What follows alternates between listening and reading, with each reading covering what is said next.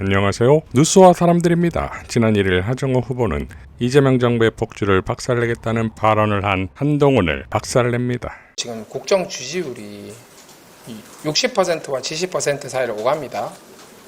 윤석열 정부 때처럼 30% 이런 상황이 아닌데 누가 동의하겠습니까?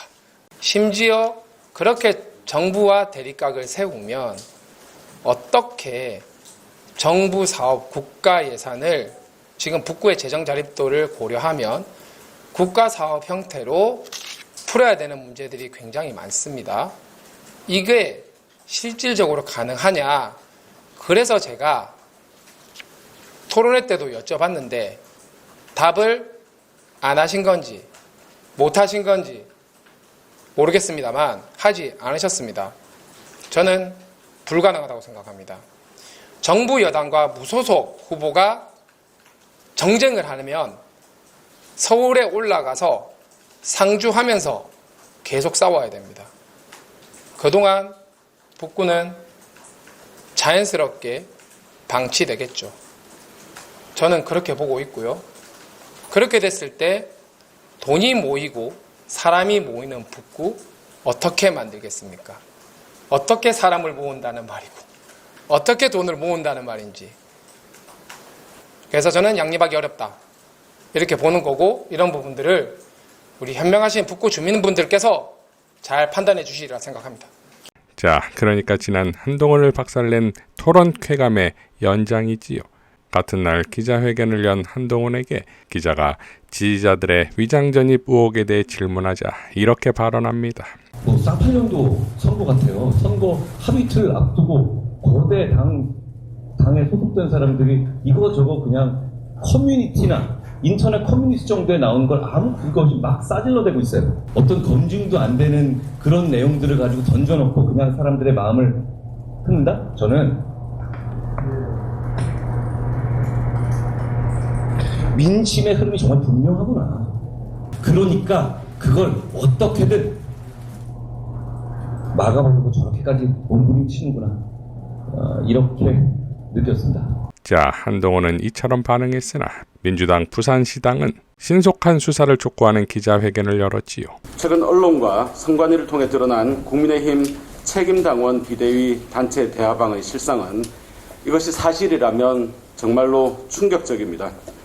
대화방 참여자들은 부산에 자원봉사 갈 수 있다, 구포, 만덕중의 숙소, 덕천 로타리 주변으로 원룸을 구하라며 구체적인 지역까지 지목해가며 조직적으로 움직였습니다. 심지어 원룸 내일 계약합니다. 나머지 4개. 한 달 살면서 봉사활동하러 간다.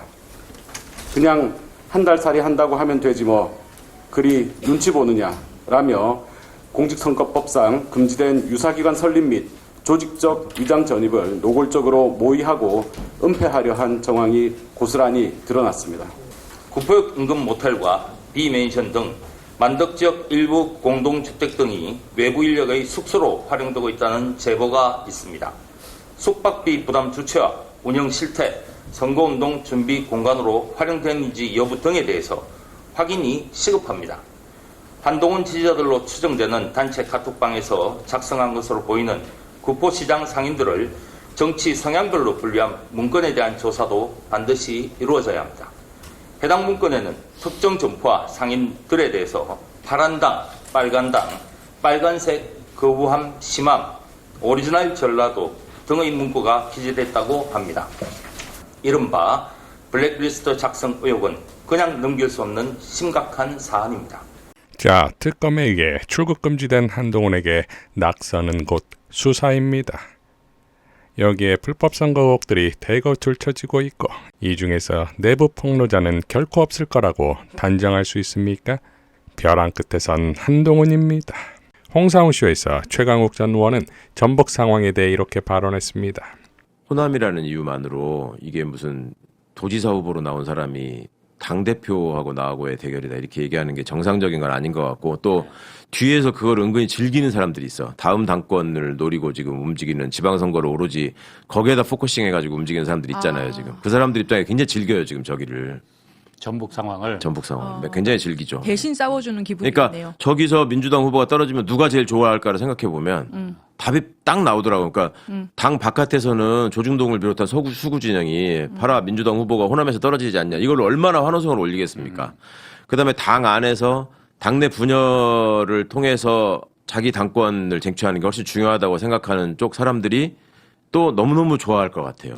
전 그게 너무 싫어서 민주당 후보가 나선 전북 지역의 선거가 그런 식으로 이용되고 특정한 사람들에게 환호를 주는 결과를 내서 되겠는가 그런 걱정이 되게 컸었습니다. 새날의 푸나도 평택을과 전북 관련해 이렇게 발언했지요. 문제는 이런 게 있다니까. 진짜 핵심은 난 뭐냐고 보냐면 김용남을 부득불공천하게 만든 그 누군가. 난 누군지 압니다. 이제 이야기는 하지 않을게요. 여러분이 생각하는 그 사람 맞아요. 그러니까 이렇게 해서 최소한 조국이 돌아오는 걸 막은 사람이 있다는 거죠. 이 선거판이 선거 끝나고 나서가 더 문제라는 게 평택을에서 그냥 드러난 거예요. 문제는 핵심이 이런 거예요. 여기서도 이재명 파리가 등장을 하는 겁니다. 무슨 말이냐면 지방선거 끝나고 나면 당권을 소위 말해서 친명이 잡아야 되는데 정청래는 친명 아닙니까?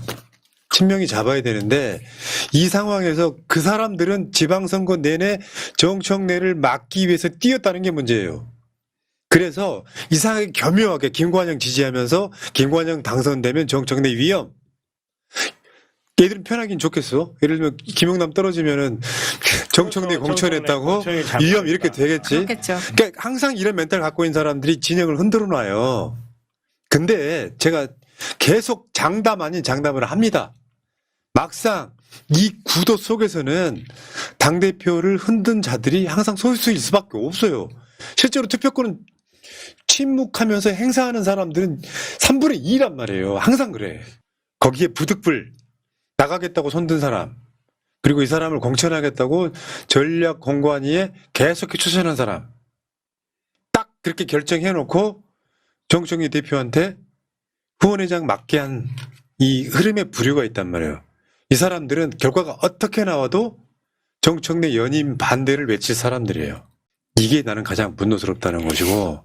자, 그러니까 이번 선거에 정청래 죽이기를 위한 판을 깔았고 결과가 어떻게 되든 외통수를 만들었다고 좋아들 하겠으나 문제는 당원지성입니다. 유명 정치패북러 빅초이는 다음과 같이 밝혔지요. 송영길, 김민석을 위시한 일련의 흐름을 보면 와, 청래형이 이 정도의 인물이었나 새삼 느낀다. 김민석이 총리 사퇴하고 당대표 나오면 송영길 연합이 형성되어가고 있는데 그러면 이 두 명이 힘을 합쳐야 청래형을 겨우 이길까 말까 하다는 계산이 나왔다는 거거든. 그래서 전북에 탈당한 무소속의 송영길 지지 발언은 굉장한 무리수인데 왜 하고 있을까? 청래형의 당원 1인 1표제를 맞서기 위해서는 호남 몰표밖에는 답이 없다는 계산이다 이거지. 차기 당대표는 민주당 구파 대 신파의 대결이고 이재명 정청래 대 김민석 송영길 민주당 기득권 연합의 싸움이 될 것이다. 그런데 진짜 놀라운 것이 우리 청래형이 어느새 이렇게 급성장했다니 저 민주 구운동 세력 전체를 개파도 변변치 않은 청래형 혼자서 맞설 수준의 정치인으로 성장했다는 말이다. 자기 당대표도 청래형이 된다. 왜냐? 민주당 지지자 700만이 이미 조국 혁신에 투표를 했다. 당심이 이런데 합당을 반대하고 살 길이 열릴 것 같은가? 라고 일갈했습니다. 자, 6월 4일부터는 6.3 지선으로 참아온 민주당원들의 인내가 민주당 내전을 불러온 뉴 이재명, 뉴박, 뉴파리들을 응징하는 분노가 될 것입니다.